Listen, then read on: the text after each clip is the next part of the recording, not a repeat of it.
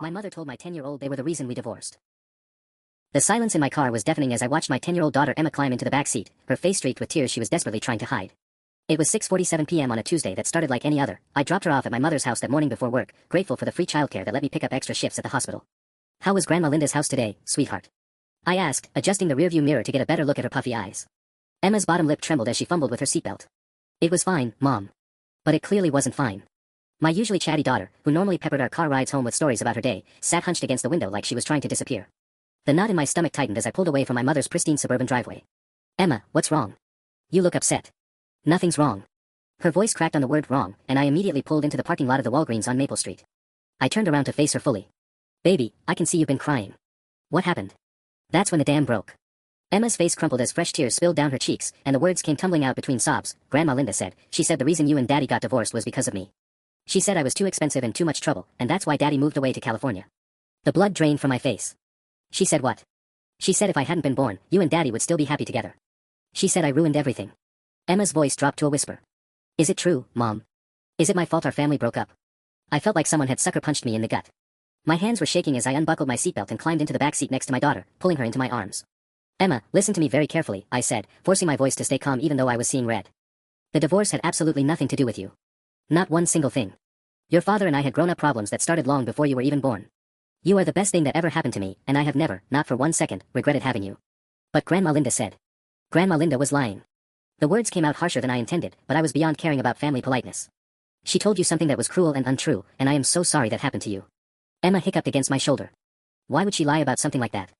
I closed my eyes, thinking about my mother's lifelong pattern of favoritism toward my siblings, her barely concealed resentment when I'd gotten pregnant young and derailed my promising nursing career. How she'd made subtle digs about Emma being difficult or demanding since she was a toddler. How she'd conveniently forgotten to invite us to family gatherings while somehow always having room for my brother's kids. "I don't know, sweetheart. But it was wrong, and it's not going to happen again." As I held my daughter in that parking lot, watching her small shoulders shake with confusion and pain she never should have had to carry, something crystallized in my mind. This stopped now. That night, after Emma finally fell asleep clutching her stuffed elephant, I sat at my kitchen table with a cup of coffee that had long gone cold, staring at my phone. I needed to call someone, anyone, who might help me make sense of what had happened.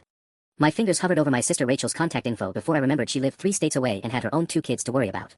Instead, I found myself scrolling through old text messages from my mother, looking for clues I might have missed. There, from just last week, Emma left fingerprints all over my glass coffee table again. Some children are naturally more considerate than others. And from 2 months ago, I told the ladies at Bridge Club about Emma's report card. They were surprised she's still struggling with math at her age. Death by 1,000 cuts. That's what this was. My phone buzzed with an incoming text from my ex-husband David. "Hey, can we push Emma's call to Thursday? Big client dinner tomorrow night." I stared at the message, my anger flaring fresh. David had moved to San Diego 8 months ago for a career opportunity that was really just an excuse to start over with his 26-year-old girlfriend. He'd promised to stay involved, to visit every other month, to call Emma twice a week. The reality was sporadic phone calls that he frequently rescheduled and 2 visits since Christmas. My mother knew all of this. She knew David had essentially abandoned his daughter for a new life across the country. She knew I worked double shifts at St. Mary's Hospital just to keep up with our mortgage payments. She knew Emma cried herself to sleep some nights asking why Daddy didn't want to live with us anymore. And she'd weaponized a 10-year-old's vulnerability. I typed back to David, "We need to talk. Call me when you get this." Then I opened a new text thread to my mother, "We need to discuss what you said to Emma today." 3 dots appeared immediately, then disappeared. Then appeared again. I don't know what she told you, but children often misunderstand adult conversations. My jaw clenched. Even now, she was gaslighting me. She understood perfectly. "You told her the divorce was her fault." This time the response took 5 minutes. I was simply explaining that children bring financial pressures to marriages. It's important she understands how the world works. I had to set my phone down and walk to the sink, gripping the edge of the counter until my knuckles went white. Financial pressures. As if Emma was some burden we'd foolishly taken on instead of a human being we'd created and were responsible for loving unconditionally. My phone rang, David, finally calling back. "Sarah. What's going on? Your text sounded urgent. Your daughter spent the evening crying because my mother told her she's the reason we got divorced." Silence. Then, "Jesus. Is she okay?" "No, David, she's not okay. She asked me if it was her fault you moved to California." Another pause. "What did you tell her?" "The truth. That our problems had nothing to do with her." I took a breath. "But she's going to need more than that. She needs to hear it from you too." "Of course. I'll call her tomorrow. Tonight, David. This can't wait until it's convenient for you." I heard him sigh. "Okay. Yeah, you're right. I'll call in an hour." After hanging up, I walked to Emma's bedroom door and cracked it open. She was curled in a tight ball under her unicorn comforter, her breathing finally even and peaceful. My mother had shattered something precious today. But I was going to make damn sure she never got the chance to do it again. The next morning, I called in sick to work for the first time in 8 months. I couldn't focus on patient care when my own child was falling apart, and I needed time to figure out my next move. Emma seemed better after David's late-night phone call. He'd actually managed to say the right things for once, reassuring her that she was loved and that adult problems weren't her responsibility.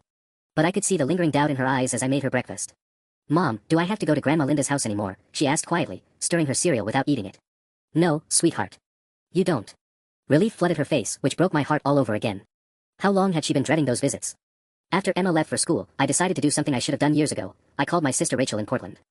We'd grown distant since our 20s, partly due to geography, partly because my mother had a talent for creating drama between her children. But Rachel had always been the most level-headed of us 3 siblings. "Sarah, is everything okay? You never called during work hours." I told her everything. The parking lot breakdown, the cruel words, the text exchange with our mother. Rachel listened in horrified silence. "Oh my God," she whispered when I finished. That's actually evil, Sarah. Who says that to a child? I keep wondering if I'm overreacting." "You're not." Rachel's voice was firm. "Listen, there's something I need to tell you. Last Christmas, when you couldn't make it to Mom's because Emma had that stomach bug, Mom spent half the dinner talking about how challenging Emma is compared to my kids and Marcus's kids. She kept saying you were struggling as a single mother and maybe Emma would benefit from more structure." My stomach dropped. "What kind of structure?" She mentioned boarding schools a few times. Said she'd been researching them. Rachel paused. "Sarah, I should have called you then. I'm sorry. I thought she was just being her usual judgmental self, but this feels like escalation." Boarding schools. My mother had been researching boarding schools for my 10-year-old daughter without telling me.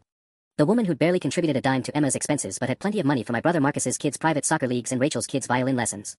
"There's more," Rachel continued. "Marcus called me last week asking if you were financially stable. He said Mom was worried about Emma's living situation and wanted to know if we thought you needed intervention." "Intervention?" My voice came out strangled. "I told him he was insane and that you're doing an amazing job. But Sarah, I think she's been building a case. Making it sound like you're failing as a mother." I sank into my kitchen chair, pieces clicking together. The comments about Emma's grades. The observations about our house being chaotic compared to my siblings' homes. The way she'd started asking pointed questions about my work schedule and whether Emma was getting adequate supervision. "She's trying to undermine me," I said, more to myself than to Rachel. "It looks that way." And yesterday, telling Emma she caused the divorce, that sounds like psychological manipulation. Like she's trying to make Emma reject you. The room felt like it was spinning. Why would she do that? "Control," Rachel said simply. "She's never forgiven you for not following her plan for your life. She wanted you to be the successful nurse who married a doctor, not a divorced single mother working night shifts. Emma represents everything that didn't go according to her vision." I thought about all the family photos at my mother's house, dozens of pictures of Marcus's twins and Rachel's kids, but only one small frame with Emma tucked in the back corner. The way she'd forget to buy Emma Christmas presents while showering the other grandchildren with gifts. How she'd consistently minimize Emma's achievements while celebrating every minor milestone of the other kids. "Rachel, I think I need to cut contact with her completely." "I think you're right. But Sarah, she's not going to take that quietly. She's going to fight back, and she's going to try to turn the family against you. Let her try." The resolve in my voice surprised even me. "I'm done protecting her reputation at my daughter's expense." After hanging up, I sat in my quiet kitchen and started making a list. Every incident, every cruel comment, every subtle dig I could remember. If my mother wanted a war, she was going to get one. By Thursday afternoon, I had 3 pages of documented incidents dating back to Emma's birth. Each entry was time-stamped, specific, damning. The time she told 5-year-old Emma that pretty girls don't make such loud noises when Emma was laughing at a family barbecue. The birthday party where she gave Marcus's daughter Sophia a $200 American Girl doll and handed Emma a $15 coloring book from CVS. The comment to my neighbor Mrs. Patterson about how some children just require more patience than others, while Emma was standing right there. But I needed more than my own memories if this was going to work. I needed allies. I started with Emma's pediatrician, Dr. Martinez. I'd mentioned my mother's critical comments during appointments before, usually laughing them off as typical grandmother stuff. But Dr. Martinez had good notes. "I remember those conversations," she said when I called. "I actually documented concerns about Emma's emotional well-being after you mentioned your mother's comments about her weight last year. Emma was perfectly healthy, but you were clearly stressed about family criticism. Would you be willing to provide a written summary of those concerns?" "Absolutely. Sarah, I have to ask, is Emma safe?" "She is now. But I need to make sure she stays that way." Next, I called Emma's school. Mrs. Henderson, her 4th grade teacher, was initially hesitant to discuss family matters, but when I explained what had happened on Tuesday, her tone shifted completely. "Oh my goodness, that explains so much," she said. "Emma's been having trouble concentrating this week, and yesterday she asked me if kids could make their parents stop loving each other. I thought maybe you and David were having custody issues." "What exactly did she say?" "She wanted to know if being too expensive was a real reason parents gave kids away." My heart just broke for her. I asked Mrs. Henderson to document their conversation and any changes in Emma's behavior this week. She agreed immediately. By Friday, I had a file folder an inch thick. But the real breakthrough came from an unexpected source, my brother Marcus.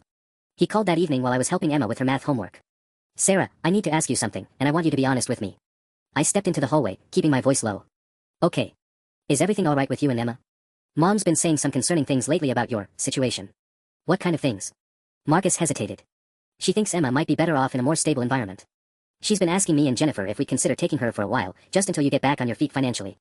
My blood turned to ice. "Taking her? She made it sound like you were struggling. Like maybe Emma was acting out because she wasn't getting enough attention at home. He paused. But Sarah, I saw you guys at Dad's birthday last month. Emma seemed happy and you seemed fine. That's why I'm calling. Marcus, I need you to listen very carefully. I told him everything, the parking lot conversation, the boarding school research, the systematic undermining Rachel had described. When I finished, the silence stretched for nearly 30 seconds. Jesus Christ, he finally whispered. Sarah, she told Jennifer that Emma had been having behavioral problems at school. She said you'd asked for help because you couldn't handle her anymore. That's a complete lie. I'm starting to realize that. His voice was tight with anger. She showed us this article about children of divorce needing consistent male role models and said maybe Emma should spend summers with us since David's not around. She's been planning this for months, hasn't she? It looks that way. Sarah, I am so sorry. If I had known she was manipulating the situation. I need you to document every conversation you've had with her about this. Dates, what she said exactly, everything. Already writing it down, Marcus said grimly. This stops now. That night, after Emma was asleep, I spread all my documentation across the kitchen table and started drafting an email. Not just to my mother, to everyone. Every aunt, uncle, cousin, and family friend who'd been fed her version of my story for the past 10 years. It was time they learned the truth. The email took me 4 hours to write and another hour to gather the courage to send. I started typing at 10:30 p.m. and didn't hit send until 2:47 a.m., my finger hovering over the button like I was about to detonate a bomb. Which, in a way, I was. The subject line was simple, the truth about Emma and our family situation. I'd included everyone, my aunts Patricia and Susan, my uncle Mike, my cousins Jennifer and David, not my ex, my cousin, even family friends like the Kowalskis who'd known us for decades. 23 people total who'd been hearing my mother's carefully crafted narrative about my struggles as a single parent. The email was clinical, factual, devastating. I'd included specific quotes from my mother's texts, timestamps of incidents, and excerpts from the documentation I'd gathered from Dr. Martinez and Mrs. Henderson. I'd attached Marcus's written account of their conversations about taking Emma for a while, which made it sound like some kind of informal custody transfer. The centerpiece was a detailed account of Tuesday's incident, including Emma's exact words about being too expensive and ruining everything. I'd ended with a simple statement, I am sharing this not to create drama, but because Emma deserves to be protected from further emotional abuse. We will not be attending future family gatherings where Linda is present. By 7:15 a.m. Saturday morning, my phone was exploding. Aunt Patricia called first, crying. Sarah, honey, I had no idea. Your mother made it sound like you'd asked for help because Emma was having serious behavioral issues. Then came my cousin Jennifer, she told us Emma was failing school and you were considering medication for ADHD. I've been worried sick about you both. Uncle Mike's text was brief but furious, just read your email. Completely unacceptable what Linda did. You have my full support. But the call that shattered me came at 8:43 a.m. from Mrs. Kowalski, who'd been my mother's close friend for over 30 years. Sarah, I need to tell you something, and you're not going to like it. Her voice was shaking. 2 weeks ago, your mother called me asking for the name of my attorney, the one who handled my daughter's custody case when she divorced her ex. My stomach plummeted. Why? She said she was worried about Emma's well-being and wanted to know what options were available for concerned grandparents. She specifically asked about emergency custody situations. I gripped the phone so tightly my knuckles went white. She was planning to sue me for custody. It sounds that way. She said she'd been documenting concerns about your parenting and Emma's living conditions. Sarah, I should have called you immediately, but I thought she was just being overdramatic. I had no idea she was actively working against you. After Mrs. Kowalski hung up, I sat on my kitchen floor and cried. Not the angry tears I'd shed earlier in the week, but something deeper, grief for the mother I thought I had, terror at how close I'd come to losing Emma, and overwhelming relief that I discovered the plot before it could unfold. Emma found me there 20 minutes later, padding into the kitchen in her pajamas with bedhead and concerned eyes. Mom. Why are you sitting on the floor? I pulled her onto my lap, breathing in the familiar scent of her strawberry shampoo. Just thinking about how much I love you, sweetheart. Are you sad about Grandma Linda? The question was so perceptive it took my breath away. A little bit. But mostly I'm grateful we don't have to pretend anymore.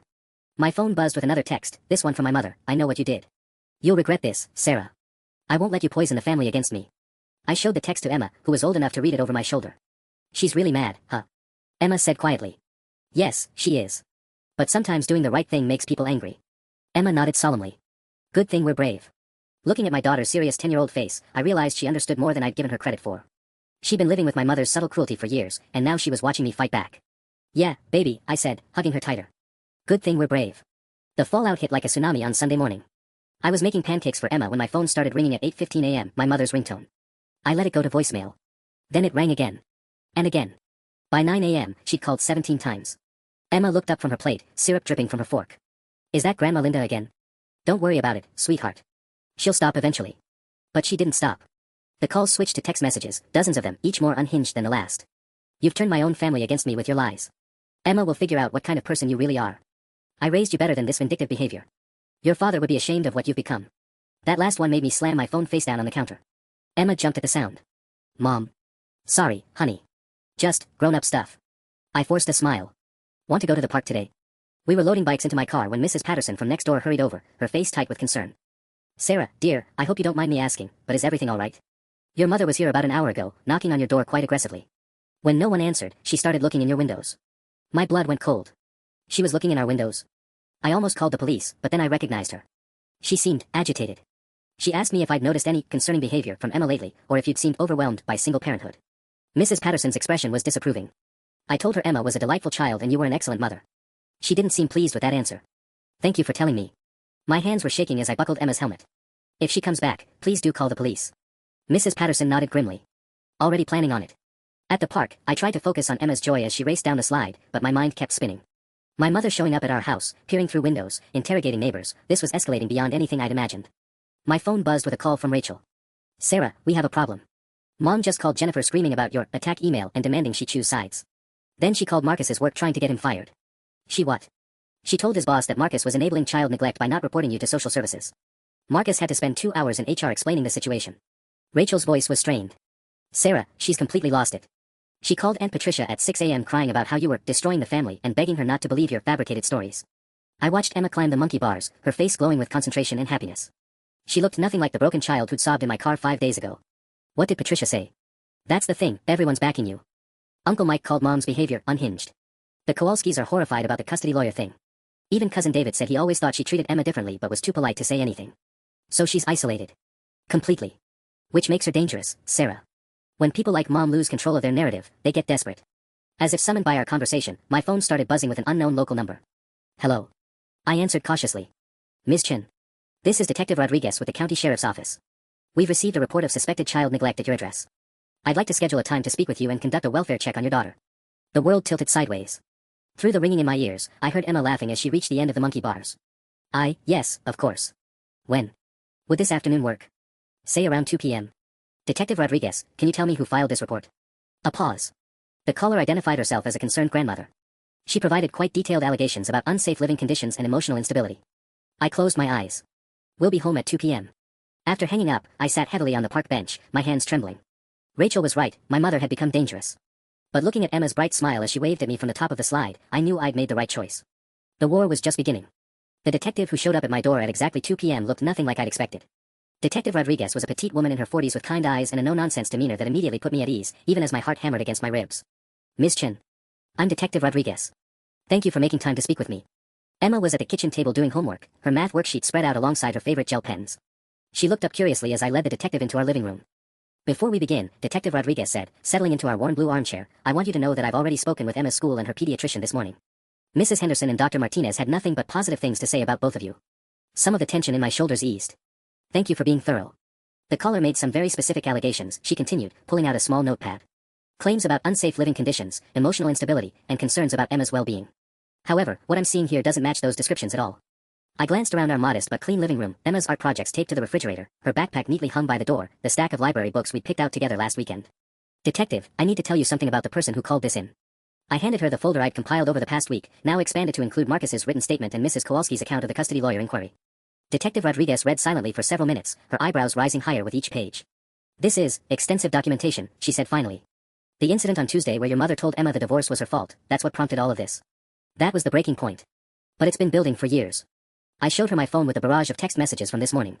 She was at our house earlier today, looking through our windows and questioning neighbors. Detective Rodriguez made notes in her pad. Mrs. Patterson mentioned that when I canvassed the neighborhood. She was quite concerned about your mother's behavior, actually. You spoke to Mrs. Patterson. Standard procedure for welfare checks. I also spoke with the Hendersons 3 houses down and Mr. Kim across the street. All 3 described you as an attentive, involved parent. Mr. Kim specifically mentioned how he often sees you helping Emma with her bike in the evenings. Relief flooded through me so powerfully I felt dizzy. Ms. Chen, in my 15 years doing this job, I've learned to recognize vindictive reporting. This case has all the hallmarks, highly detailed allegations that don't match reality, a recent family conflict, and a caller who seemed more interested in punishing you than protecting Emma. She closed her notepad and stood up. I'm going to close this case as unfounded, and I'm going to document the pattern of harassment you've shown me. If your mother continues this behavior, you'll have grounds for a restraining order. After the detective left, I found Emma still at the kitchen table, but her math worksheet lay forgotten. She was staring out the window with that too serious expression that broke my heart. Was that about Grandma Linda? She asked quietly. I sat down beside her, choosing honesty over protection. Yes, sweetheart. She called the police and told them I wasn't taking good care of you. Emma's eyes widened. But that's not true. The police officer figured that out pretty quickly. Sometimes when people are angry, they do things that don't make sense. Emma nodded solemnly, then picked up her pencil. Mom.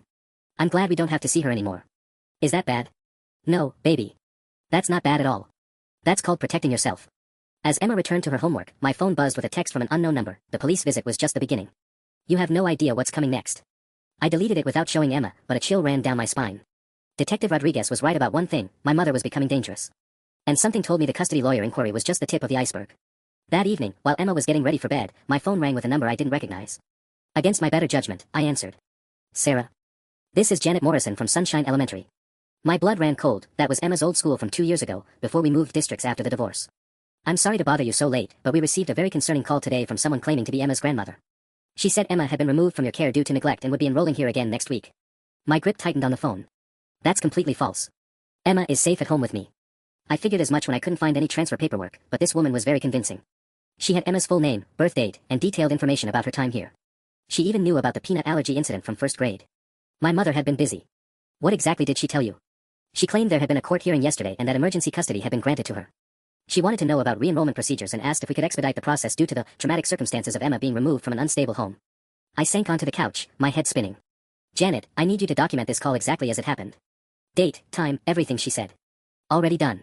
Sarah, I have to ask, is everything okay? This woman sounded very official, but something felt off about the whole thing. After hanging up, I immediately called Detective Rodriguez's number. She answered on the second ring. Detective, it's Sarah Chen. My mother just impersonated a legal guardian to try to enroll Emma at her old elementary school. She told them there had been a court hearing and that Emma had been removed from my care. That's actually a crime, Ms. Chen. Impersonating legal authority, making false statements to school officials. This goes well beyond harassment now. My phone buzzed with another unknown number. Then another. Within 10 minutes, I'd received calls from Emma's old pediatrician's office, her former dance studio, and even the library branch near our old apartment. Each caller had received similar stories from my mother, variations on the theme of Emma being rescued from my care and needing immediate transfer of records. She's trying to create a paper trail, I told Detective Rodriguez when I called back with the updated list. If she files for emergency custody, she wants it to look like Emma was already being moved out of unstable situations. How sophisticated is your mother, Ms. Chen? Does she have legal knowledge? I thought about my mother's 40-year career as a paralegal before her retirement last year. She worked for a family law firm until 2022. She knows exactly how the system works. Detective Rodriguez was quiet for a long moment. Ms. Chen, I think you need to file for that restraining order first thing Monday morning. And you might want to consider consulting with a family law attorney yourself, someone who can get ahead of whatever she's planning. After Emma was finally asleep, I sat at my kitchen table with my laptop, researching emergency custody laws until 2 a.m. The more I read, the more terrified I became. In our state, grandparents could petition for emergency custody if they could demonstrate immediate danger to the child's welfare. My mother's systematic campaign of false reports wasn't random, it was building towards something specific. At 2:47 a.m., my phone lit up with a text from Marcus. Sarah, call me immediately. Mom just showed up at our house with a suitcase, saying she needs to stay here while she fights for Emma. Jennifer and I are freaking out. The suitcase detail made my stomach drop. My mother wasn't just planning legal action, she was preparing for Emma to live with her. This wasn't harassment anymore. This was a kidnapping plot disguised as concern. I called Marcus back immediately, my hands shaking as I dialed. Sarah, thank God, he whispered. She's in our guest room right now, but I had to call you. She brought a fucking dossier. What do you mean, a dossier? I mean a 3-ring binder with tabs labeled financial instability, housing concerns, educational neglect, and emotional harm to minor. Sarah, she has photos. My blood turned to ice. What kind of photos? Pictures of your house taken through the windows, your living room with Emma's toys scattered around, the kitchen with dishes and a sink, even one of Emma's unmade bed. She must have taken them this morning when Mrs. Patterson saw her snooping around. I thought about our normal Sunday morning chaos, Emma's art supplies spread across the coffee table, breakfast dishes waiting to be loaded into the dishwasher, the general lived-in mess of a working single mother's home. Through my mother's lens, it could look like neglect instead of normal life. There's more, Marcus continued, his voice tight. She has printouts of your work schedule showing all the night shifts, Emma's report card with the B- in math circled in red, and some kind of psychological evaluation form that she's apparently filled out herself rating Emma's behavioral concerns. She can't just make up a psychological evaluation. She worked for Hendricks, Morrison and Associates for 4 decades, Sarah. She knows how to make unofficial documents look official. And she's got statements from people. My heart stopped. What people? I only got a quick look, but I saw Mrs. Chen from your old apartment building, something about disruptive noise levels and concerns about supervision. And there's a statement from someone at Emma's school, but I couldn't see who. Mrs. Chen from our old building, the woman who complained constantly about every sound from our upstairs apartment, who'd called the landlord when Emma had friends over to play. My mother had tracked down a disgruntled neighbor from 2 years ago. Marcus, I need you to take photos of everything in that binder. Already did. Jennifer's uploading them to a private cloud folder as we speak. But Sarah, there's something else. She's not planning to file for emergency custody. What do you mean? She's going directly to Child Protective Services first. She wants them to remove Emma from your home, and then she'll swoop in as the concerned grandmother, offering placement. She thinks it'll look less vindictive that way. I gripped the phone so hard my knuckles went white. CPS removal was my worst nightmare, the trauma of strange people coming to take Emma away, the bureaucratic maze of proving my fitness as a parent, the weeks or months of uncertainty while the system ground through its process.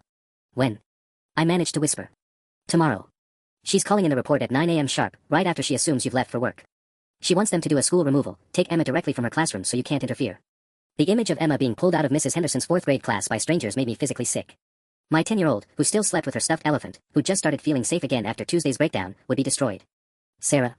Are you still there? I'm calling my lawyer, I said, already pulling up the family law attorney Detective Rodriguez had recommended. And I'm keeping Emma home from school tomorrow.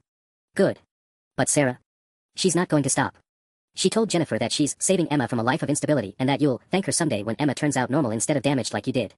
The casual cruelty of that statement, the implication that I was damaged, that Emma was heading down the same path, crystallized everything I'd been feeling into pure, focused rage. Marcus, I want you and Jennifer out of that house before she wakes up. Pack a bag and go to a hotel. We can't just. Yes, you can. She's using you as home base for her attack on my family. Don't let her. After Marcus hung up, I sat in my dark kitchen and made a decision that would change everything. If my mother wanted to play legal hardball, I was going to give her a game she'd never forget. But first, I had to make sure Emma was protected. I called the family law attorney, Margaret Winters, at 6:47 a.m. Monday morning, the moment her office opened. My voice was hoarse from lack of sleep as I explained the situation to her paralegal, who immediately put me through. Ms. Chen, I've reviewed the photos your brother sent overnight, Margaret said without preamble. Your mother's documentation is disturbingly thorough, but it's also sloppy in ways that work in our favor. The psychological evaluation she filled out herself has no official letterhead or licensed professional signature, that's fabrication of medical documents. I paced my kitchen while Emma ate cereal at the table, her backpack sitting unused by the door. I'd already called her school to report that she'd be absent due to a family emergency. Can we stop her from filing with CPS? We can't prevent her from making a report, but we can get ahead of it. I'm filing for an emergency restraining order this morning, and I'm requesting an expedited hearing. Judge Morrison owes me a favor, we might get in front of him as early as Wednesday. My phone buzzed with a text from Marcus, she's gone. Left at 7 a.m. with a binder and a briefcase. Jennifer found legal documents printed from our computer, something about petition for emergency placement of minor child. I showed Margaret the text. Her sharp intake of breath told me everything I needed to know. Ms. Chen, your mother isn't just calling CPS. She's filing formal custody paperwork today. This is a coordinated legal assault. Emma looked up from her breakfast. Mom, why do you keep making that scared face? Before I could answer, my phone rang, Detective Rodriguez. MS. Chen, I'm at the courthouse right now. Your mother just filed a petition for emergency custody in family court. Judge Harrison is reviewing it as we speak. My legs gave out and I sank into the chair next to Emma. How is that possible? Don't I get notice? A chance to respond? Normally, yes. But she's claiming imminent danger, alleging that you had a psychotic episode yesterday and threatened to flee the state with Emma. She has a witness statement backing up the claim. That's completely fabricated. I was at the park with Emma all afternoon, then home all evening. I believe you, but she's got someone willing to swear otherwise.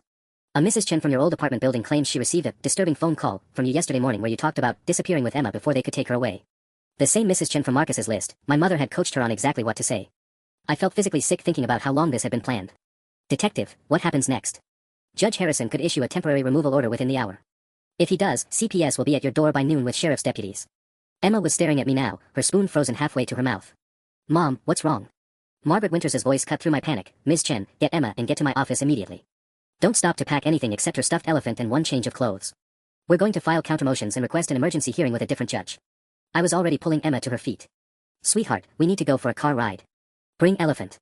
Are we in trouble? Emma asked, her voice small and scared. No, baby. But we need to be somewhere safe while the grown-ups figure things out. As I buckled Emma into her car seat at 8:23 a.m., my phone exploded with notifications. 17 missed calls from unknown numbers, dozens of text messages, and 3 voicemails from different CPS caseworkers asking me to call back immediately. The trap was closing, but we were still one step ahead. For now. Margaret Winters' law office was nothing like the sterile corporate firms I'd imagined. Her waiting room had soft lighting, children's books scattered on a low table, and a fish tank that immediately captured Emma's attention while I tried to keep my hands from shaking. The good news, Margaret said, spreading documents across her conference table, is that Judge Harrison rejected the emergency removal request. He found your mother's evidence insufficient to warrant immediate intervention without proper notice to the custodial parent. Relief flooded through me so powerfully I nearly sobbed. So Emma's safe. For now. But Ms. Chen, your mother anticipated this possibility. She's already filed a secondary petition with Judge Rodriguez in the next county over, claiming you fled jurisdiction to avoid the first ruling. My stomach dropped. How is she allowed to do that? She's not, technically. It's called forum shopping, and it's unethical. But it can cause delays and confusion while the courts sort out jurisdiction. She's bought herself potentially weeks of legal chaos. Emma looked up from the coloring book Margaret had given her. Mom, how come we're hiding from Grandma Linda? Before I could answer, Margaret's phone buzzed. Her face went pale as she read the message. What? I demanded. Your mother just filed an amended petition in Harrison's court. She's now alleging that you coached Emma to lie about Tuesday's conversation, that Emma made up the story about being told the divorce was her fault. The betrayal hit me like a physical blow. She's calling my daughter a liar. It gets worse. She's claiming you've been psychologically manipulating Emma against family members as part of a pattern of parental alienation syndrome. She has a statement from someone at Emma's school supporting this claim. My mind raced through Emma's teachers, the front office staff, the lunch monitors. Who could possibly have given my mother ammunition? Ms. Chen, I need to ask you something, and I need complete honesty. Has Emma ever said anything negative about your mother to her teachers or classmates? I thought back to parent-teacher conferences, casual conversations with other parents. She told her friend Sophia last month that she didn't like going to Grandma Linda's house because it made her stomach hurt. Sophia's mom mentioned it to me at pickup one day. Margaret made notes rapidly. Who else might have overheard that conversation? Mrs. Rodriguez, she volunteers in the classroom sometimes. She's always been friendly, asking how I manage work and parenting. My voice trailed off as the pieces clicked together. Oh my God. She wasn't being friendly. She was gathering information. Patricia Rodriguez? Yes, do you know her? Margaret's expression was grim. She's married to Judge Rodriguez, the one in the next county where your mother filed the secondary petition. Ms. Chen, your mother has been planning this for months, and she's been building relationships with people positioned to help her case. Emma's voice piped up from across the room. Mrs. Rodriguez always asks me weird questions about whether I miss Daddy and if I get scared when Mom works late. I thought she was just being nice. The systematic nature of my mother's campaign was breathtaking. She'd identified potential witnesses, cultivated relationships, and gathered intelligence through a 10-year-old child who trusted the adults around her. Margaret, what are our options? We fight back hard and fast. I'm filing motions to consolidate all proceedings under Judge Harrison, requesting sanctions against your mother for forum shopping, and demanding an immediate hearing on the parental alienation claims. But Ms. Chen. She looked at me seriously. We need to prepare for the possibility that this gets much worse before it gets better. My phone buzzed with a text from an unknown number. Enjoy your last few days with Emma. Soon she'll be somewhere safe from your lies. I showed the text to Margaret, who photographed it with her phone. That's evidence of harassment. But it's also a threat. Ms. Chen, I think your mother has more cards to play, and we haven't seen them all yet. As if Margaret had summoned disaster with her words, her office phone rang at exactly 2:47 p.m. The caller ID showed St. Mary's Hospital, my workplace. Margaret answered on speaker. This is Dr. Patricia Henley from St. Mary's Hospital Administration. I'm looking for Sarah Chen regarding some concerning allegations we've received about her fitness for duty. My blood turned to ice. This is Sarah. What allegations? We received a call this morning from someone identifying herself as your mother, expressing concern about your mental health and its impact on patient safety. She provided specific incidents of erratic behavior and suggested you've been under severe psychological stress. Margaret grabbed my wrist, shaking her head sharply, a warning not to say too much. Dr. Henley, can you tell me what specific incidents were reported? The caller mentioned that you've been making paranoid statements about family members, exhibiting signs of sleep deprivation, and that your 10-year-old daughter has been expressing fears about your emotional stability to school personnel. Each lie was so precisely crafted it took my breath away. My mother knew exactly which buttons to push. Patient safety concerns could cost me my nursing license. Dar. Henley, I need you to know that my mother is currently engaged in a custody battle that involves documented false reporting to multiple agencies. The allegations you've received are part of a systematic harassment campaign. Ms. Chen, regardless of family dynamics, we have an obligation to investigate any concerns about employee fitness. I'm placing you on administrative leave pending a psychological evaluation. The words hit like a sledgehammer. Administrative leave. Dr. Henley, I've worked at St. Mary's for 6 years without a single incident report. Which is why this is particularly concerning. Sudden behavioral changes can indicate serious underlying issues. The evaluation is scheduled for Thursday morning with Dr. Michael Foster. After hanging up, I stared at Margaret in horror. She's trying to destroy my career. Without my job, I can't support Emma. It becomes a self-fulfilling prophecy. It's diabolical, Margaret admitted. But also desperate. She's escalating because our legal response is working. People who are winning don't need to attack on this many fronts. Emma looked up from her coloring again. Mom, why did that lady say you can't work? Before I could figure out how to explain administrative leave to a 10-year-old, Margaret's cell phone buzzed. Her face went white as she read the screen. What now? I asked, dreading the answer. Judge Rodriguez, Mrs. Rodriguez's husband, just issued a preliminary injunction in the next county. You're prohibited from removing Emma from the state pending resolution of custody proceedings. But we're not trying to leave the state. It doesn't matter. Your mother filed an affidavit claiming you've been researching apartments in Oregon near your sister Rachel. She submitted printouts of property searches allegedly from your computer. My jaw dropped. I haven't searched for apartments anywhere. I've never even looked at Oregon real estate. Margaret was already typing on her laptop. She either fabricated the search history or accessed your computer somehow. When did she last have access to your house? Never. She's never been inside since we moved 2 years ago. She always insisted we visit her instead. Then it hit me.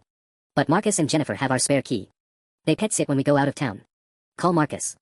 Now. I dialed with shaking fingers while Emma continued coloring, seemingly oblivious to the adult panic swirling around her. Sarah. Thank God. Listen, Jennifer found something awful. After Mom left this morning, Jennifer checked our computer history. Someone used our internet to search for apartments in Portland, Oregon at 3:17 a.m. last night. She used your computer to frame me. It gets worse. She also used our printer to create fake email conversations between you and Rachel about getting Emma somewhere safe before the custody hearing. The emails look completely real. She somehow spoofed your email addresses. Margaret grabbed the phone. Marcus, this is Sarah's attorney. I need you to document everything, screenshots, timestamps, anything that proves the fabrication. And check if she accessed any other websites or accounts. While Margaret talked to Marcus, I knelt beside Emma's chair. Her coloring page showed our family, 2 stick figures holding hands under a rainbow, with I love MOM written in purple crayon across the top. Emma, sweetheart, we might need to stay somewhere different for a few days while the lawyers figure things out. Would that be okay? She looked up with those serious brown eyes that were too old for her face. Are we hiding from more lies? The simple way she phrased it, hiding from lies rather than hiding from people, made me realize she understood this situation better than any child should have to. Yeah, baby.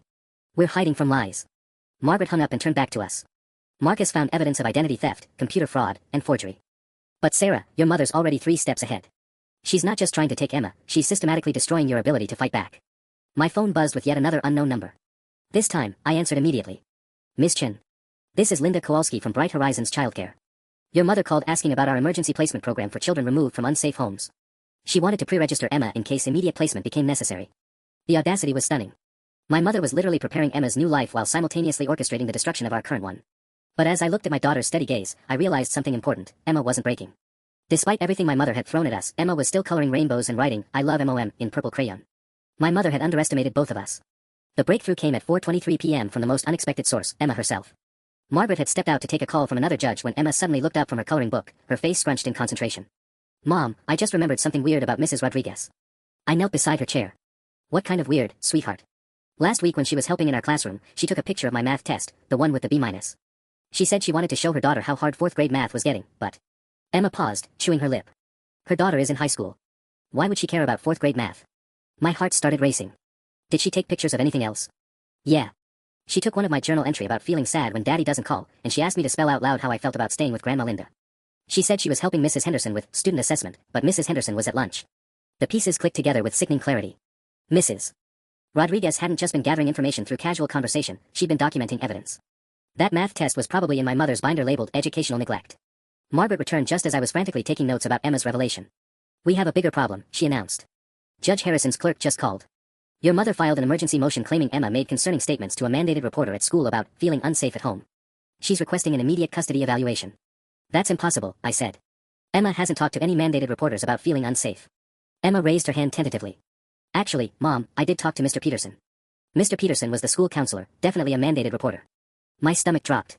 "What did you tell him, sweetheart?" "He called me to his office on Thursday and asked if I felt safe at home. I said yes, but then he asked if I ever felt scared when you worked late shifts, and I said sometimes I get nervous when it's dark and you're not home yet." Emma's voice got smaller. "I didn't think that was bad. All kids get scared sometimes, right?" Margaret was scribbling notes rapidly. "Emma, who asked Mr. Peterson to talk to you? Did he say?" "Mrs. Rodriguez told him that I seemed emotionally distressed in class and maybe he should check on me. She was there when he called me to the office." The conspiracy was even deeper than I'd imagined. Mrs. Rodriguez had orchestrated a mandated reporter interview, knowing that even innocent childhood fears would sound alarming in an official report. My phone buzzed with a call from St. Mary's Hospital again, Dr. Henley's number. "Ms. Chen, I'm calling with an update about your administrative leave. We've received additional information about your situation that changes our assessment." My hands were shaking as I answered. "What kind of information?" "Dr. Foster, the psychologist conducting your evaluation, received a call this morning from someone claiming to be your treating psychiatrist. This person provided detailed information about your supposed medication regimen and recent psychiatric hospitalizations. That's completely fabricated.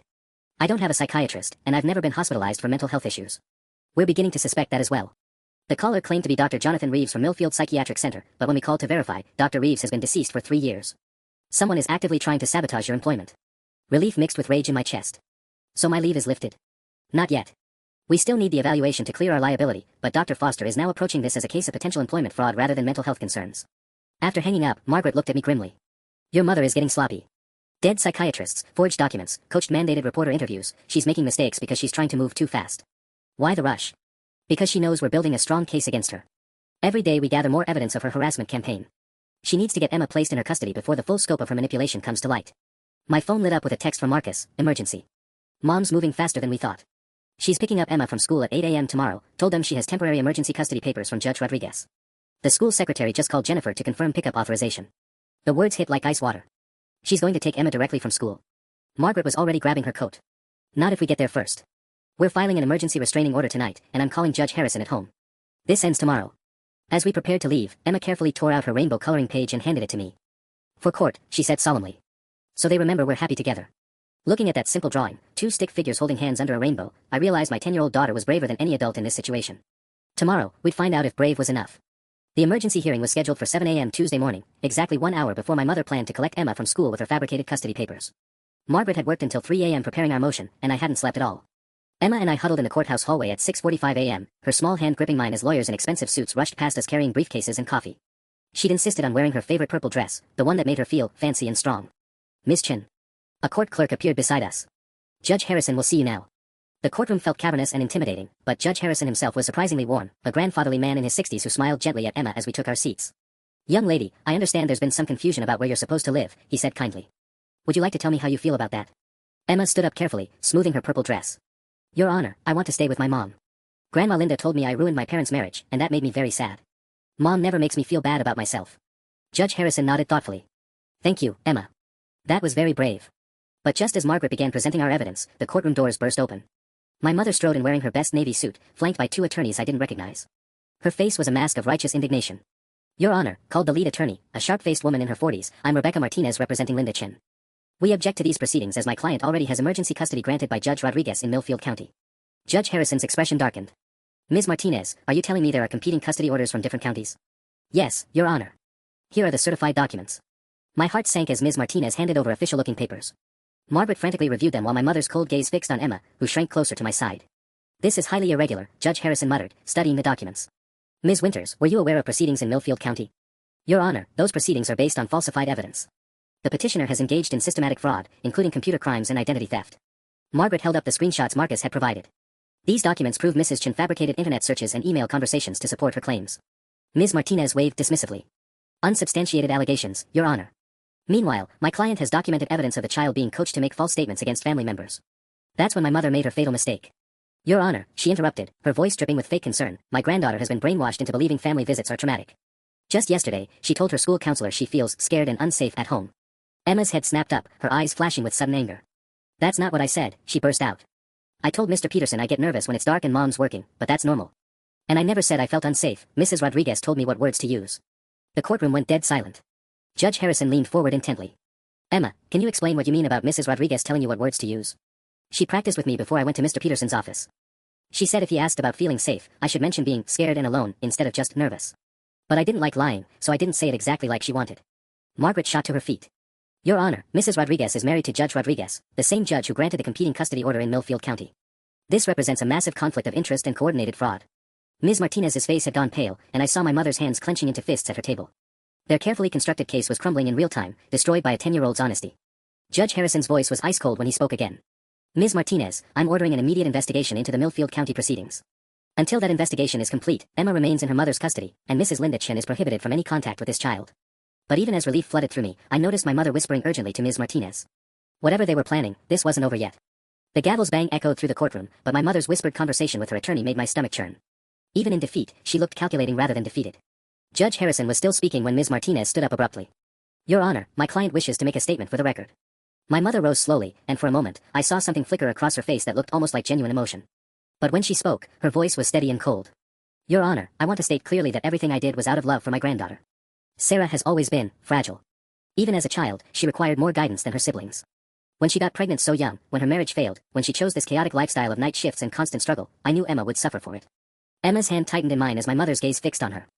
"I may have been overzealous in my methods, but my granddaughter deserves stability. She deserves a proper home with consistent rules and educational support. Sarah can't provide that." The familiar sting of my mother's criticism hit even now, in this moment of victory. 40 years of subtle messaging that I wasn't quite good enough, that my choices were somehow inherently flawed. But then Emma did something extraordinary. She stood up, still holding my hand, and looked directly at her grandmother. "Grandma Linda, you're wrong about my mom." Her voice was clear and strong. "My mom works hard to take care of us. She helps me with homework even when she's tired. She makes pancakes on Sunday mornings and lets me put way too many chocolate chips in them. She never, ever makes me feel like I'm too much trouble or too expensive." Emma took a shaky breath, and I squeezed her hand encouragingly. "And you know what? Our house might be messy sometimes, but it's happy. When I come home from school, Mom asks about my day and actually listens to the answer. She doesn't care if I get grass stains on my clothes or leave art supplies on the table. She says that's what houses are for, living in them." My throat was tight with pride as Emma continued. "I don't want stability if it means living with someone who thinks I ruined everything. I want to stay with my mom because she makes me feel like the best thing that ever happened, not a mistake she has to fix." Judge Harrison nodded slowly. "Thank you, Emma. That was very eloquently said." He turned to my mother, his expression stern. "Mrs. Chin, I'm issuing a permanent restraining order. You are prohibited from contacting Sarah or Emma Chin directly or indirectly. Any violation will result in immediate arrest." As the courtroom cleared, my mother walked past our table without looking at us. But I heard her mutter under her breath, "This isn't over, Sarah. You'll see what kind of mother you really are when you're struggling alone." The words that once would have destroyed me barely registered. Because Emma was right, our little house might be chaotic sometimes, but it was filled with love and laughter and Sunday morning pancakes with too many chocolate chips. 6 months later, Emma and I were decorating our Christmas tree when she looked up at me seriously. "Mom, do you think Grandma Linda is sad that she doesn't get to see us anymore?" I considered the question carefully. I think Grandma Linda is sad, sweetheart. But not for the reasons she should be. Emma nodded thoughtfully and hung another ornament. I feel sorry for her. She spent so much time trying to prove we weren't happy that she never got to see how happy we actually are. Out of the mouths of babes. My 10-year-old had summarized the tragedy perfectly. My mother had been so focused on tearing down our imperfect life that she'd missed the joy living right in front of her. The restraining order held. My job was secure. And Emma? Emma was thriving, confident in the knowledge that she was loved exactly as she was. Sometimes the best thing you can do for your child is simply refuse to let anyone, even family, convince them they're anything less than wonderful.